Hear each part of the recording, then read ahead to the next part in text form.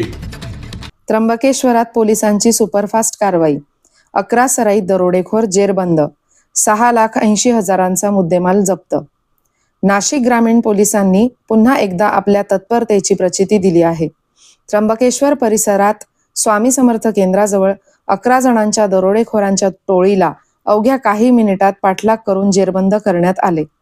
आरोपींकडून tractor, महागडी SQMM conductor wire, mobile phone आणि तलवारी, कुऱ्हाडी, कोयते, लोखंडी रॉड यांसारखी घातक शस्त्रे जप्त करण्यात आली आहेत। नाशिक जिल्ह्यातील त्र्यंबकेश्वर तालुक्यात 26 जुलै रोजी पहाटे 3च्या सुमारास स्वामी समर्थ केंद्राजवळील तळेगाव शिवारात धक्कादायक दरोड्याची घटना घडली। 10 ते 11 जणांच्या टोळीने साईट सुपरवायझर आणि कर्मचाऱ्यांना शस्त्रांचा धाक दाखवत मारहाण केली।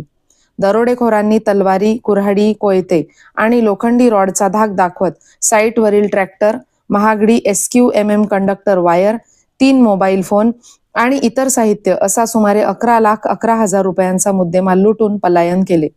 मात्र घटनेनंतर कर्मचाऱ्यांनी तत्काळ डायल 112 वर संपर्क साधत पोलिसांना माहिती दिली। माहिती मिळताच त्र्यंबकेश्वर पोलीस ठाण्याचे अधिकारी आणि गस्तीवरील पथक घटनास्थळी दाखल झाले। अंधाराचा फायदा घेत पळून जाणाऱ्या आरोपींचा पोलिसांनी थरारक पाठलाग करत अवघ्या काही मिनिटात सर्व 11 आरोपींना ताब्यात घेतले। या कारवाईत आरोपींकडून दरोड्यात वापरलेला ट्रॅक्टर, महागडी वायर, मोबाईल फोन तसेच तलवारी, कुऱ्हाडी, कोयते, कटर, पकड यांसारखी घातक शस्त्रे असा सुमारे 6,80,000 रुपयांचा मुद्देमाल जप्त करण्यात आला। या प्रकरणी त्र्यंबकेश्वर पोलीस ठाण्यात भारतीय न्याय संहिता अंतर्गत दरोडा आणि इतर संबंधित कलमान्वये गुन्हा दाखल करण्यात आला असून पुढील तपास सुरू आहे। नाशिक ग्रामीणचे जिल्हा पोलीस अधीक्षक, अपर पोलीस अधीक्षक आणि उपविभागीय पोलीस अधिकारी यांच्या मार्गदर्शनाखाली त्र्यंबकेश्वर पोलिसांनी केलेल्या या सुपरफास्ट कारवाईचे संपूर्ण जिल्ह्यात कौतुक होत आहे।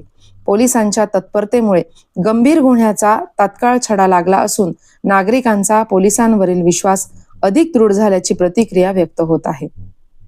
प्रवीण कासार, महाराष्ट्र माझा, नाशिक।